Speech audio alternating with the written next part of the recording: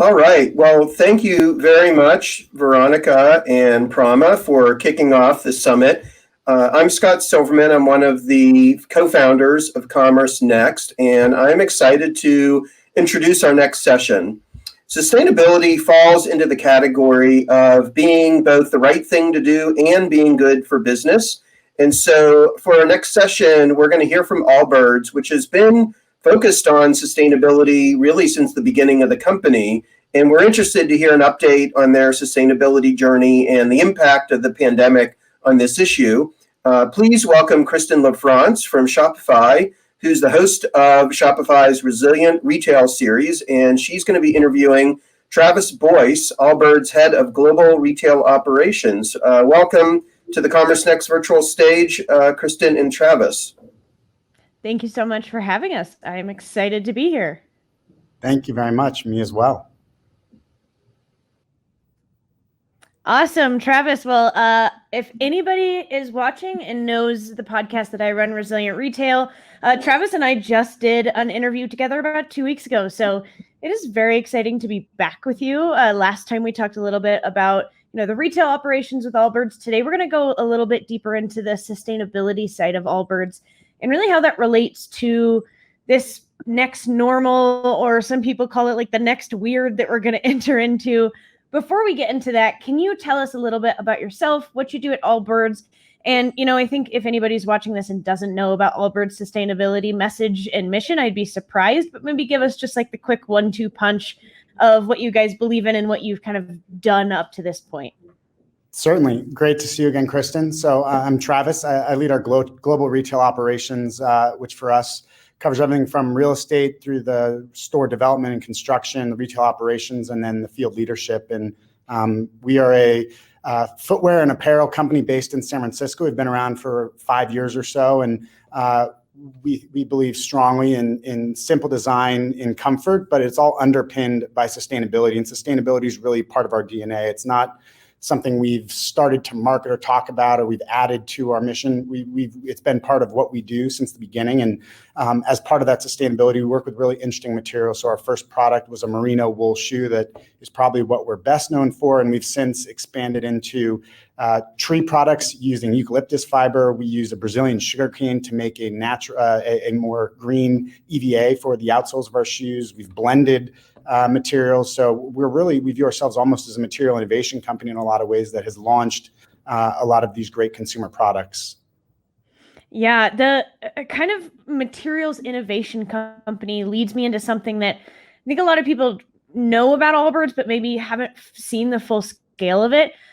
You guys have been very open about your sustainability methods, and it seems like there's a bigger mission rather than just we are going to be kind of the most sustainable footwear company. You've taken it really this step further, and you're saying not only are we going to do it, but we're going to empower other companies to also enter this sustainability model. And not just in kind of we're going to put it on our emails, we're going to brand sustainability. We're actually going to go the extra mile from, partnering up with Adidas at some point to just recently in the last month, you guys actually released your carbon footprint calculator so that other companies could do it. Why has that been so important to Allbirds to not just kind of harness that advantage for your own, but to spread it out to the rest of the industry? It's a great question. I think for us, we're still such a small part of this industry, the footwear, fashion, apparel industry, and the problem of climate change and of the impact of carbon is, I think, the problem of our generation, and we're not going to be able to solve it on our own, not even close. We need this to be a collective effort. And so where we've historically brands like us or other brands have often competed on things, we think this is one where we can go a lot further if we go together. And so a couple things we've done. One, as you mentioned, the carbon score is something, and the carbon calculator, something we developed over the past couple of years that allows us to measure our footprint and our impact from a carbon perspective. And we've released that calculator to other brands. So hopefully they can start to understand their impact. And by measuring it, they're able to then reduce it. And then the other thing we've done is we've started to open source some of our innovations. A good example being Sweet Foam, which I mentioned at the intro, is the outsole material that we use. It's a green EVA that is carbon neutral and is something that is, we think, really, really powerful and should be open to other brands to use. And so we've open sourced that with our partners to allow other brands to take advantage of the innovations that we've helped develop. And again, it's all about us making this effort to reduce our carbon impact as a collective group, and for the fashion and footwear and apparel industry, teaming up on these kinds of issues. And not only is it just an incredibly thorough mission, and one that your consumers can recognize that this isn't just kind of a marketing play, this isn't messaging, this isn't targeting people, this is real large-scale change that you guys are working towards, is something that your consumers are very deeply connected with. And something that we've seen here at Shopify in the data is that consumers are really, especially since the pandemic, like shifting more towards this conscious consumerism, really caring where their money is going, what kind of companies they're supporting, and then what missions those companies actually help grow. But you guys have been doing this and talking about this, you've been leading the conversation in D2C and retail, honestly, for quite a few years now. Have you actually seen on your end an impact on the pandemic, seeing any shift in customer behavior in the way they look at sustainability or the demand for sustainable options? Yeah, I think over the past several years, we've seen, even pre-pandemic, the interest level and the sort of conscious consumerism movement begin to rise and really gain a lot of momentum. And that's exciting for us because we believe that's where everyone should be going, and consumers should care about it. I think the pandemic, as with a lot of trends, accelerated that quite a bit. And I think the big thing for us is it really sort of exposed the link between human health and planet health in a lot of ways. And for us, that means that a lot of consumers are now really paying attention to where their products are made, what they're made of, the impact, and they're picking products for those reasons. And so we think we're a great option, but we want other brands to also move that direction and make it more than just about marketing or talking, but actually walking the walk and using more sustainable materials, measuring the impact they have on the planet, reducing the impact in the future. And with that, I think that we can sort of make that impact less and less from a carbon standpoint in the years to come. And we think that's absolutely necessary. It's not a nice to have for the world, it's a need to have for the world as we head into the future. Yeah, and with that kind of, it was kind of this slow rising demand towards conscious consumerism and looking at sustainability. Now with the pandemic kind of accelerating that interest from consumers, have you guys had to address that acceleration at all? Have you had to change your marketing? Have you had to change any messaging? Obviously that, like, with increased demand you're going to have some more companies come out with sustainability messaging. Whether or not it's as thorough as Allbirds is something we could definitely debate. I am going to guess that Allbirds is almost always the most thorough on this one. But have you guys had to adjust anything internally with this kind of increase in demand and planning for what we're calling like this next normal, where consumers are showing trends that this is going to continue to be a big importance to them?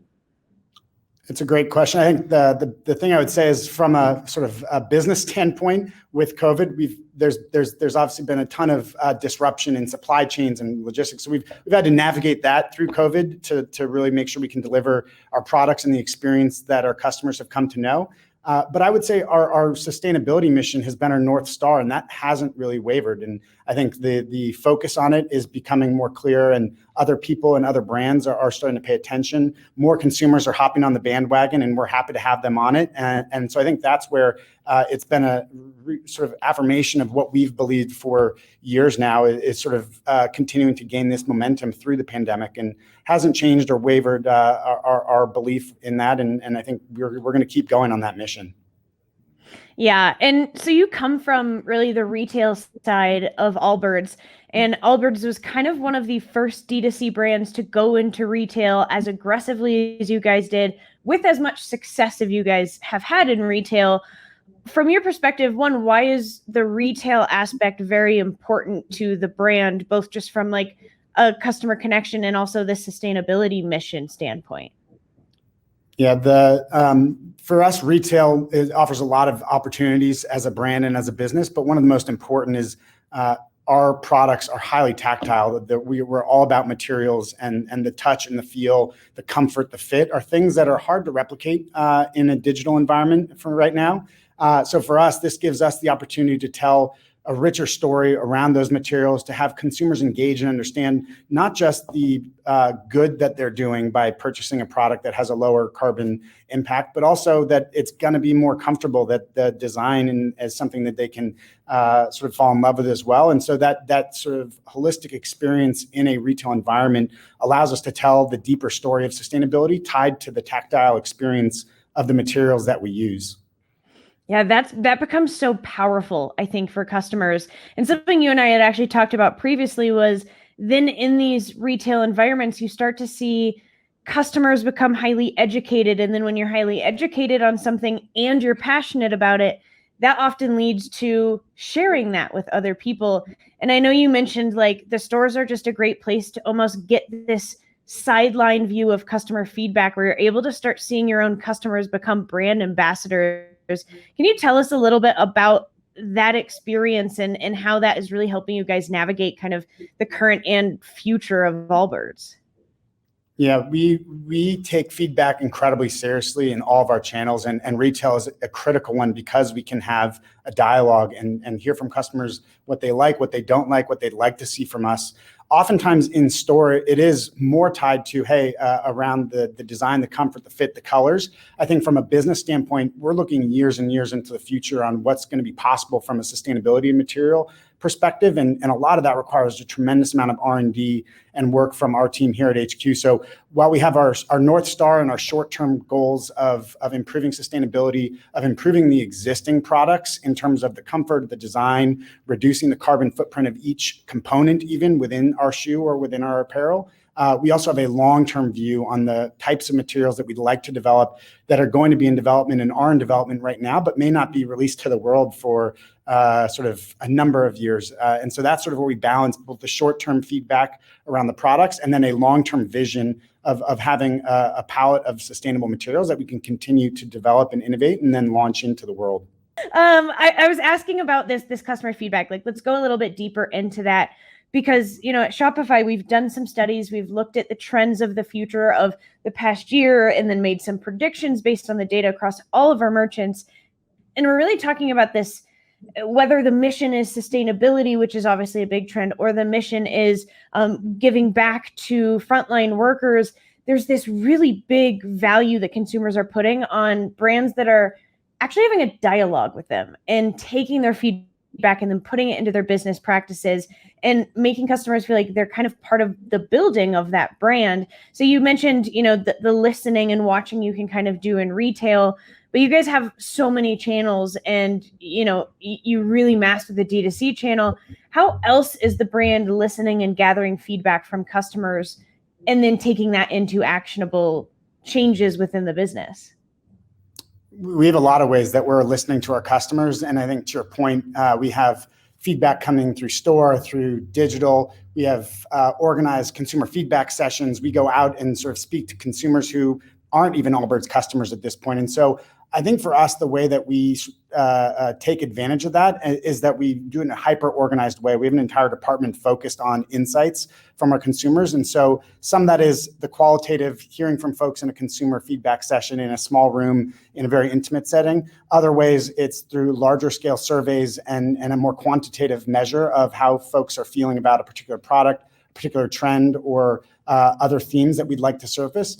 And by pulling that all together, I think we have a really robust view of that consumer insight and feedback that we're then feeding directly to the appropriate teams. And whether it's the product development team, the sustainability team, the retail team, the digital team, I think we do it in a way that is organized and structured so that it gets to the right people in our business.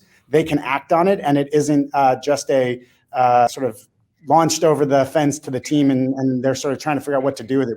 We're really organized in how we solicit and pull in feedback and then push it to the right team members to make decisions and impact the decisions they're making. I think that's what makes it as impactful and why consumers have our brand and our business has resonated, because they do see the impact of their feedback in things like changes to our product, adjustments to how we market or talk about them, and they see that come through.